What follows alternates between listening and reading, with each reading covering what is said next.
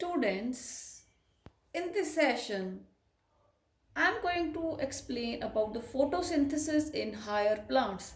Chapter 13, Plant Physiology. Now, photo in Greek means light and synthesis means putting together. So, means to produce. Synthesis the matlab hai to produce. So, with the help of light energy, which is coming from the sun, we convert carbon dioxide into glucose, C6H12O6. So glucose is a sugar, is a simple sugar which is produced by the plants. ਜਿਹਨੂੰ ਆਪਾਂ ਤੁਸੀਂ ਹੁਣ ਤੱਕ ਪੜ੍ਹਦੇ ਆਏ ਹੋ food, right? ਆਪਾਂ ਪੜ੍ਹਦੇ ਆ ਵੀ plants use carbon dioxide and prepare food. ठीक है, that food is in the form of glucose and oxygen is released during this process. ਆਪਾਂ कहने हैं भी plants take carbon dioxide and give oxygen for the respiration in animals. ठीक है, ਤਾਂ ਬੇਟੇ ਫੋਟੋਸਿੰਥਸਿਸ ਨੂੰ ਆਪਾਂ ਪੰਜਾਬੀ ਚ कहने ਆ ਪ੍ਰਕਾਸ਼ ਸੰਸਲੇਸ਼ਨ। ਹੁਣ ਹੈ ਕੀ, what it is? ਇਹਦੇ ਵਿੱਚ ਬੇਟੇ ਕਾਰਬਨ ਡਾਈਆਕਸਾਈਡ ਤੇ ਵਾਟਰ ਨੂੰ ਪੌਦੇ ਵਰਤਦੇ ਆ। ਕਾਰਬਨ ਡਾਈਆਕਸਾਈਡ ਹੈ ਜਿਹੜੀ ਉਹ ਐਟਮੋਸਫੀਅਰ ਤੋਂ ਆਉਂਦੀ ਹੈ, ਵਾਟਰ ਰੂਟਸ ਅਬਜ਼ੌਰਬ ਕਰਦੀਆਂ from the soil in the presence of chlorophyll. Chlorophyll ਇੱਕ ਪਿਗਮੈਂਟ ਹੈ ਜਿਹੜਾ ਸਨ ਦੀ ਲਾਈਟ ਨੂੰ ਟਰੈਪ ਕਰਦਾ ਹੈ ਤੇ ਇਹਨਾਂ ਨੂੰ ਯੂਜ਼ ਕਰਕੇ ਬੇਟੇ ਪਲਾਂਟਸ ਬਣਾ ਦਿੰਦੇ ਆ glucose plus oxygen and oxygen is released. ਤਾਂ ਆਪਾਂ ਇਹਦੇ ਵਿੱਚ ਕਹਿ ਸਕਦੇ ਹਾਂ ਕਿ we are producing a glucose molecule, glucose ਬਣਾ ਰਹੇ ਹਾਂ from water by breaking the water in the presence of sunlight। ਤਾਂ ਬੇਟੇ ਜਿਹੜੀ ਇਹ ਆਕਸੀਜਨ ਰਿਲੀਜ਼ ਹੋ ਰਹੀ ਹੈ ਇਹ ਕਿੱਥੋਂ ਆ ਰਹੀ ਹੈ? From water. ਵਾਟਰ ਤੋਂ ਇਹ ਜਿਹੜਾ ਆਕਸੀਜਨ ਹੈ ਆ ਉਹ ਹੈ ਜਿਹੜਾ ਵਾਟਰ 'ਚ H2O, ਇਹ ਉਹ ਹੈ ਜਿਹੜਾ ਆਕਸੀਜਨ ਬਣਾ ਰਿਹਾ ਹੈ, ਰਾਈਟ। ਤਾਂ ਬੇਟੇ ਆ ਤਾਂ ਇੱਕ ਸਿੰਪਲ ਇਕੁਏਸ਼ਨ ਹੋ ਗਈ ਜਿਹਦੇ ਵਿੱਚ ਆਰਗੈਨਿਕ ਕੰਪਾਊਂਡਸ ਬਣ ਰਹੇ ਹੈ। ਗਲੂਕੋਜ਼ ਕੀ ਹੈ? ਇੱਕ ਆਰਗੈਨਿਕ ਕੰਪਾਊਂਡ ਹੈ which is being formed from carbon dioxide and hydrogen donor कौन है? Water in the presence of light energy. Now water is a hydrogen donor. A molecule of water can donate only one hydrogen. एक molecule तो एक hydrogen ही आ सकती है। इस करके दा एक्चुअल इक्वेशन की है 6 कार्बन डाइऑक्साइड यूज होंगे है 12 molecules of water to produce one glucose C6H12O6 and water is also released in this plus oxygen is also released in the process. So photosynthesis converts inorganic carbon to organic glucose. So it is also called as carbon assimilation. So photosynthesis is also called as carbon assimilation. So ਜਿਹੜੇ plants ਹੈ ਆਪਾਂ ਨੂੰ ਪਤਾ ਲੱਗ ਗਿਆ photosynthesis ਦੇ ਰਾਹੀਂ they convert the solar energy into chemical energy, right? Now can you make your own food? Can animals make their own food? No, only the green plants can make their own food. ਇਸ ਕਰਕੇ ਇਹਨਾਂ ਨੂੰ ਕਹਿੰਦੇ ਆ autotrophs. Auto means self, ठीक है, troph means to make food. जिमें मतलब कोई बाइक है, ठीक है, आप कहने वो ऑटो है, ठीक है, मीन्स वो सेल्फ स्टार्ट हो जाती है। So this is what is the meaning of autotrophs, means they can perform photosynthesis or we can call them as photoautotrophs also because they can prepare their own food. autotrophs are the produce ਕਰ ਰਹੇ of the biosphere, producing organic molecules from carbon dioxide and other inorganic molecules। ਤਾਂ ਫੋਟੋਸਿੰਥਸਿਸ ਬੇਟੇ plants 'ਚ ਹੋ ਸਕਦੀ ਹੈ, ਐਲਗੇ, ਪ੍ਰੋਟਿਸਟਸ ਜਿਵੇਂ ਆਪਾਂ ਯੂਗਲੀਨਾ ਪੜ੍ਹਦੇ ਹਾਂ, ਐਂਡ ਸਮ ਪ੍ਰੋਕਰੀਓਟਸ ਜਿਵੇਂ ਬੈਕਟੀਰੀਆ। ਤਾਂ ਇਹਦੇ 'ਚ ਆਉਂਦਾ ਹੈ ਸਾਈਨੋਬੈਕਟੀਰੀਆ, ਔਰ it is also called as blue green algae. ਠੀਕ ਹੈ।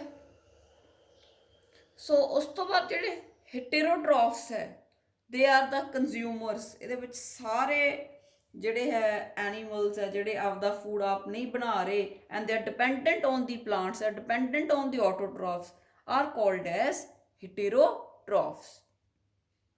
Right? Almost all heterotrophs, including humans, depend upon photoautotrophs for food and oxygen। ਤਾਂ ਜਦੋਂ ਫੋਟੋਸਿੰਥੇਸਿਸ ਹੁੰਦੀ ਹੈ ਬੇਟੇ, ਪਲਾਂਟਸ ਆਪਣੇ ਦੋ ਕੰਮ ਕਰਦੇ ਆ, ਫੂਡ ਵੀ ਬਣਾ ਕੇ ਦਿੰਦੇ ਆ ਪਲੱਸ ਆਕਸੀਜਨ ਵੀ ਰਿਲੀਜ਼ ਕਰਦੇ ਆ। ਠੀਕ ਹੈ, ਜਿਹਦੇ ਨਾਲ ਆਪਾਂ ਜਿਹੜਾ ਹੈ ਰਿਸਪਾਇਰ ਕਰ ਸਕਦੇ ਹਾਂ।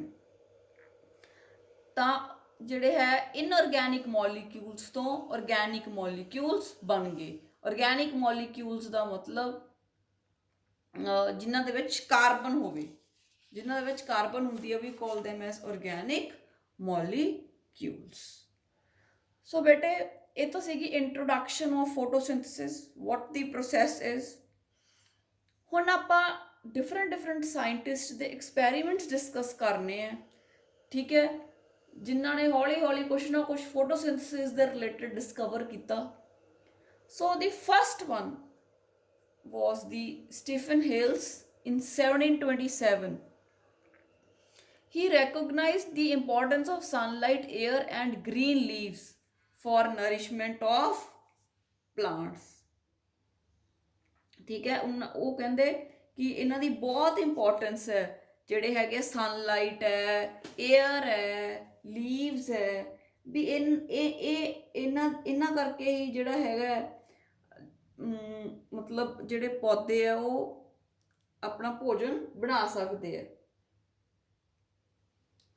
ਠੀਕ ਹੈ, ਉਸ ਤੋਂ ਬਾਅਦ ਆਏ ਬੇਟੇ ਜੋਸਫ ਪ੍ਰਿਸਟਲੇ ਇਨ 1770। ਇਹਨਾਂ ਦਾ ਜਿਹੜਾ ਐਕਸਪੈਰੀਮੈਂਟ ਉਹ ਮੈਂ ਡਿਟੇਲ ਦੇ ਵਿੱਚ ਐਕਸਪਲੇਨ ਕਰਦੀ ਹਾਂ। ਜੋਸਫ ਪ੍ਰਿਸਟਲੇ ਨੇ ਬੇਟੇ ਐਕਸਪੈਰੀਮੈਂਟਸ ਕੀਤੇ। ਉਹਨਾਂ ਨੇ ਇੱਕ ਬੈਲ ਜਾਰ ਲਿਆ, ਠੀਕ ਹੈ, ਉਹਦੇ ਵਿੱਚ ਇੱਕ ਮਾਊਸ ਰੱਖਿਆ ਤੇ ਇੱਕ ਬਰਨਿੰਗ ਕੈਂਡਲ ਰੱਖੀ। ਤਾਂ ਉਹਨਾਂ ਨੇ ਕੀ ਦੇਖਿਆ, ਥੋੜੀ ਦੇਰ ਬਾਅਦ ਜਿਹੜਾ ਸੀ ਮਾਊਸ ਵੀ ਮਰ ਗਿਆ ਤੇ ਕੈਂਡਲ ਵੀ ਬੁਝ ਗਈ। ਸੋ ਹੀ found that burning candle would soon get extinguished in a closed space of the bell jar। ਠੀਕ ਹੈ, ਉਹਨਾਂ ਨੇ ਇੱਕ ਮਾਊਸ ਰੱਖਿਆ, ਇੱਕ ਕੈਂਡਲ ਰੱਖੀ, ਥੋੜੀ ਦੇਰ ਬਾਅਦ ਉਹ ਦੇਖਦੇ ਆ ਵੀ ਕੈਂਡਲ ਵੀ ਬੁਝ ਗਈ ਤੇ ਮਾਊਸ ਵੀ ਮਰ ਗਿਆ। ਠੀਕ ਹੈ, ਮਾਊਸ ਗॉट ਸਫੋਕੇਟਡ ਐਂਡ ਡਾਈ, ਉਹਨੂੰ ਸਾਹ ਨਹੀਂ ਆਇਆ, ਉਹ ਮਰ ਗਿਆ। ਫਿਰ ਉਹਨਾਂ ਨੇ ਕੀ ਕੀਤਾ, ਇੱਕ ਪਲਾਂਟ ਰੱਖਿਆ ਬੈਲ ਜਾਰ ਦੇ ਵਿੱਚ, ਇੱਕ ਮਾਊਸ ਤੇ ਇੱਕ ਕੈਂਡਲ। ਤੇ ਹੁਣ ਉਹ ਕੀ ਦੇਖਦੇ ਆ, ਉਹਨਾਂ ਨੇ ਇੱਕ ਮਿੰਟ ਪਲਾਂਟ ਰੱਖਿਆ। ਠੀਕ ਹੈ, neither the candle would be extinguished nor the mouse died, plant also grows. ਕਹਿੰਦਾ ਨਾ ਚੂਹਾ ਮਰਿਆ, ਨਾ ਕੈਂਡਲ ਬੁਝੀ ਤੇ ਨਾ ਪਲਾਂਟ ਨੂੰ ਕੁਛ ਹੋਇਆ, ਪਲਾਂਟ ਵੀ ਵੱਧ ਗਿਆ। ਤਾਂ ਉਹ ਕਹਿੰਦੇ ਕਿ ਜਿਹੜਾ ਹੈ ਜਦੋਂ ਕੈਂਡਲ ਜਲਦੀ ਹੈ, ਫਾਊਲ ਏਅਰ ਪੈਦਾ ਹੁੰਦੀ ਹੈ, ਗੰਦੀ ਹਵਾ ਪੈਦਾ ਹੁੰਦੀ ਹੈ। ਠੀਕ ਹੈ, ਤੇ ਜਿਹੜਾ ਮਾਊਸ ਆ ਉਹ ਮਰ ਜਾਂਦਾ। ਪਰ ਜਿਹੜਾ ਪੌਦਾ ਆਪਾਂ ਰੱਖਦੇ ਹਾਂ ਉਹ ਪਿਓਰ ਏਅਰ ਪੈਦਾ ਕਰਦਾ ਹੈ। ਠੀਕ ਹੈ, ਤੇ ਜਿਹੜੀ ਉਹ ਪਿਓਰ ਏਅਰ ਹੈ ਉਹਦੇ ਨਾਲ ਕੈਂਡਲ ਵੀ ਜਲਦੀ ਰਹਿੰਦੀ ਹੈ ਤੇ ਚੂਹਾ ਵੀ ਨਹੀਂ ਮਰਦਾ। ਤਾਂ ਉਹਨਾਂ ਨੂੰ ਇੱਥੋਂ ਪਤਾ ਲੱਗ ਗਿਆ ਜਿਹੜੇ ਪਲਾਂਟਸ ਹੈ ਵੀ ਇਹ ਪਿਓਰ ਕਰਦੇ ਆ ਏਅਰ ਨੂੰ। ਠੀਕ ਹੈ, ਸੋ ਹੀ ਡਿਸਕਵਰਡ ਆਕਸੀਜਨ, ਤਾਂ ਉਹ ਕਹਿੰਦੇ ਵੀ ਜਿਹੜੀ ਆਕਸੀਜਨ ਹੈ this is required for the survival of the animals and oxygen is released ਬਾय the plants. ਉਹ ਕਹਿੰਦੇ ਪਲਾਂਟਸ ਆਕਸੀਜਨ ਰਿਲੀਜ਼ ਕਰਦੇ ਆ ਤੇ ਬਰਨਿੰਗ ਲਈ ਵੀ ਆਕਸੀਜਨ ਚਾਹੀਦੀ ਹੈ, ਤੇ ਪਲੱਸ ਚੂਹਾ ਤਾਂ ਨਹੀਂ ਮਰਿਆ ਕਿਉਂਕਿ ਪਲਾਂਟ ਨੇ ਆਕਸੀਜਨ ਰਿਲੀਜ਼ ਕੀਤੀ ਤੇ ਚੂਹੇ ਨੇ ਯੂਜ਼ ਕਰ ਲਈ।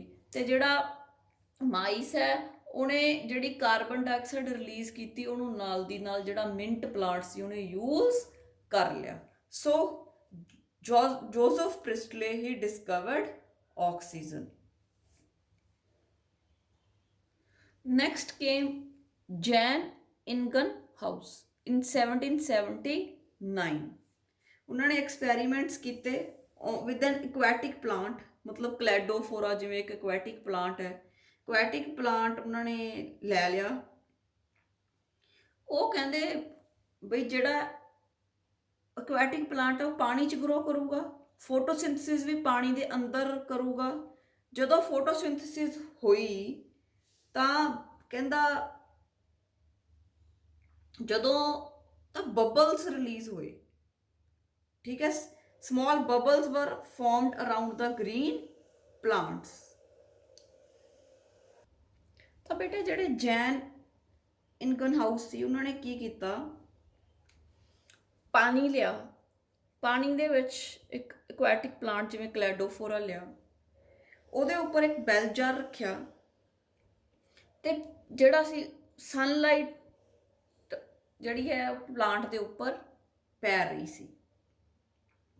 ਤਾਂ ਉਹਨਾਂ ਨੇ ਦਿਖਾਇਆ ਕਿ ਜਦੋਂ ਪੌਦੇ ਦੇ ਉੱਤੇ ਸਨਲਾਈਟ ਪੈਂਦੀ ਹੈ ਤਾਂ ਜਿਹੜਾ ਹੈ ਬਬਲਸ ਪੈਦਾ ਹੁੰਦੇ ਹੈ। ਕੀ ਪੈਦਾ ਹੁੰਦੇ ਹੈ? ਬਬਲਸ। ਤਾਂ ਬਬਲਸ ਕਿਉਂ ਪੈਦਾ ਹੁੰਦੇ? ਦੇਖੋ ਹੁਣ ਜਦੋਂ ਫੋਟੋਸਿੰਥੇਸਿਸ ਪਾਣੀ ਦੇ ਵਿੱਚ ਹੁੰਦੀ ਹੈ ਤਾਂ ਆਕਸੀਜਨ ਪ੍ਰੋਡਿਊਸ ਹੋਊਗੀ, ਠੀਕ ਹੈ, and oxygen will come out in form of bubbles, ਗੁੜ ਗੁੜ ਗੁੜ ਗੁੜ ਗੁੜ ਗੁੜ ਗੁੜ ਗੁੜ ਗੁੜ ਗੁੜ ਇਸ ਤਰ੍ਹਾਂ ਦੀ ਆਵਾਜ਼ ਆਉਂਦੀ ਹੈ ਨਾ ਜਦੋਂ ਪਾਣੀ ਚੋਂ, ਹੈ ਨਾ। ਤਾਂ ਉਹ ਕਿਉਂ ਆ ਰਹੀ ਹੁੰਦੀ ਹੈ? ਕਿਉਂਕਿ ਆਕਸੀਜਨ ਪ੍ਰੋਡਿਊਸ ਹੋ ਰਹੀ ਹੁੰਦੀ ਹੈ and it comes out in the farm of bubbles, ਠੀਕ ਹੈ। ਉਹਨਾਂ ਨੇ ਕਿਹਾ ਕਿ ਜਿਹੜੇ ਬਬਲਸ ਹੈ ਇਹ ਕਾਹਦੇ ਹੈ? ਆਕਸੀਜਨ ਦੇ। ਤੇ ਜਿਹੜੀ एयर की जी प्यूरीफिकेशन है it is carried out by the green plants in the presence of the sunlight. तो फिर जब क्योंकि इतने बबल्स प्रोड्यूस हो रहे सी ब्लू कलर के मैं दिखाए है, मतलब ऑक्सीजन प्रोड्यूस हो रही है, तो इतने एरोबिक बैक्टीरिया भी ग्रो करता सी क्योंकि उन्होंने ऑक्सीजन चाहिए है, ऑक्सीजन नाल दी नाल मिल रही सी तो एरोबिक बैक्टीरिया भी ग्रो करता है। फिर उन्होंने देखा भी प्लांट रखा पानी दे विच, सनलाइट कोई नहीं पै रही, ਤਾਂ ਇਹਦਾ ਮਤਲਬ ਕੋਈ ਵੀ ਬਬਲਸ ਨਹੀਂ ਬਣ ਰਹੇ, ਮਤਲਬ ਆਕਸੀਜਨ ਪ੍ਰੋਡਿਊਸ ਨਹੀਂ ਹੋ ਰਹੀ। ਤਾਂ ਉਹਨਾਂ ਨੇ ਇਹ ਦੱਸਿਆ ਕਿ ਜਿਹੜੀ ਆਕਸੀਜਨ ਹੈ ਉਹ ਪੌਦੇ ਸਿਰਫ ਸਨਲਾਈਟ ਦੀ ਪ੍ਰੈਜ਼ੈਂਸ ਹੀ ਬਣਾ ਸਕਦੇ ਹੈ ਤੇ ਪੌਦੇ ਜਿਹੜੇ ਹੈ ਉਹ ਪਿਊਰੀਫਿਕੇਸ਼ਨ ਆਫ 에ਅਰ ਕਰਦੇ ਹਨ। ਸੋ ਦਿਸ ਇਜ਼ ਦੀ ਐਕਸਪੈਰੀਮੈਂਟ। ਉਹਨਾਂ ਨੇ ਐਕੁਐਟਿਕ ਪਲਾਂਟ ਲਿਆ, ਉਹਦੀ ਫੋਟੋਸਿੰਥੇਸਿਸ ਹੋਈ ਅੰਡਰ ਵਾਟਰ, ठीक है, बबल्स आने शुरू हो गए। तो कहते बबल्स है जोड़े ऑक्सीजन दे है, ठीक है, ऑक्सीजन मिलती सी तो aerobic bacteria will go close to the bubbles, bubbles जितों निकलते उत्थे ही बैक्टीरिया ग्रो करता सी क्योंकि उन्होंने ऑक्सीजन चाहिए है। तो जदों सनलाइट नहीं सी तो कोई भी बबल्स नहीं बने। तो जैन इगनहाउस ने प्रूव करता कि ग्रीन प्लांट्स जिहड़े है वो प्यूरीफिकेशन ऑफ एयर करते हैं only in the presence of sunlight. Then 1804 de Saussure उन्होंने क्या water is essential requirement in photosynthesis. In photosynthesis plant pick up CO2 and release oxygen. वो कहते भी पानी जरूरी है फोटोसिंथेसिस लई ते प्लांट्स कार्बन डाइऑक्साइड वरतते हैं ते ऑक्सीजन रिलीज करते हैं ड्यूरिंग फोटोसिंथेसिस।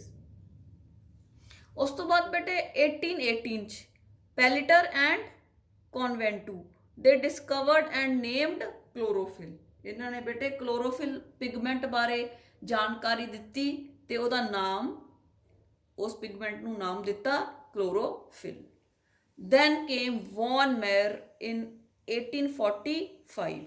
ये कहते green plants convert solar energy into chemical energy during process of photosynthesis, ठीक है। भी जी सन की लाइट एनर्जी है ਉਹਨੂੰ ਕੈਮੀਕਲ ਦੇ એનર્ਜੀ ਦੇ ਵਿੱਚ ਇਨ ਦੀ ਫਾਰਮ ਆਫ ATPs ਆਪਾਂ ਕਹਿ ਸਕਦੇ ਹਾਂ ਵੀ ਉਹ ਉਹਨੂੰ ਕਰ ਦਿੰਦੇ ਆ।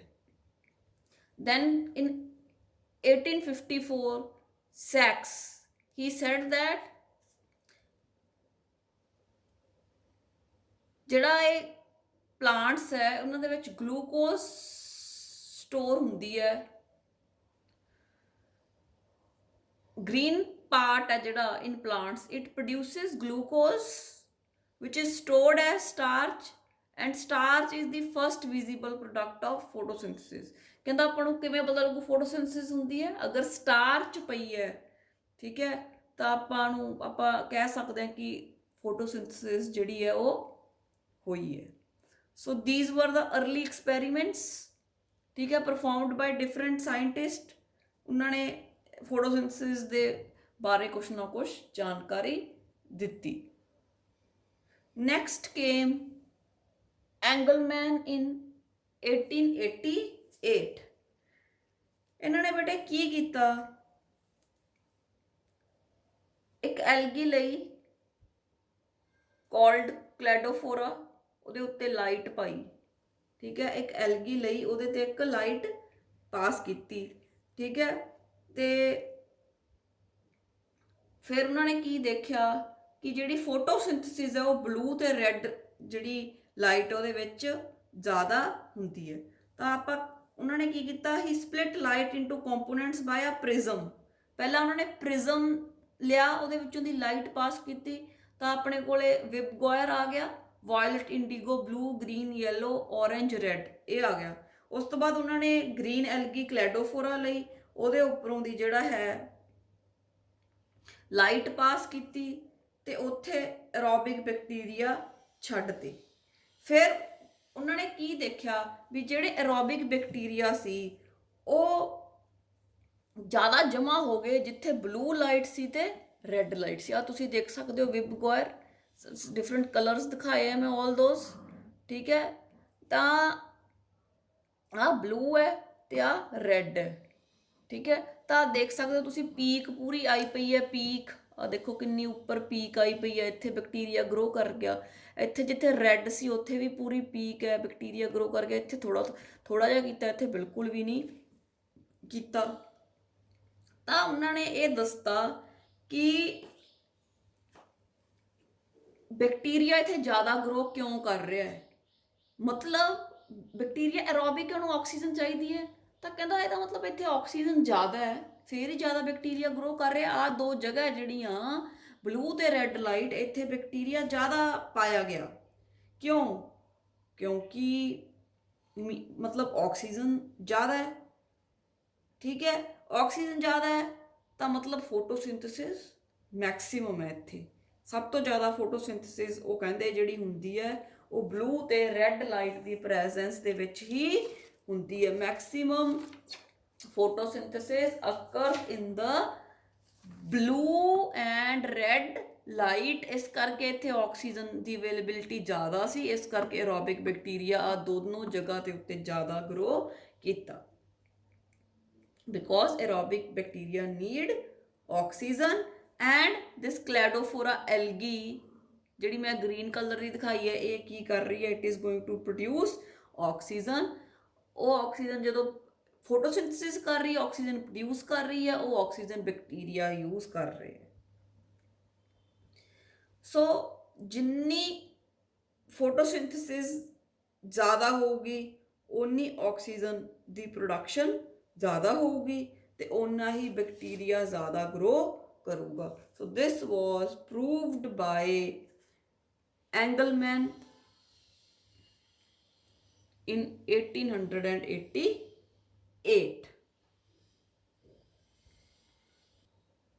So bete we know about cladophora. It produces oxygen and bacteria grow in the blue and red region.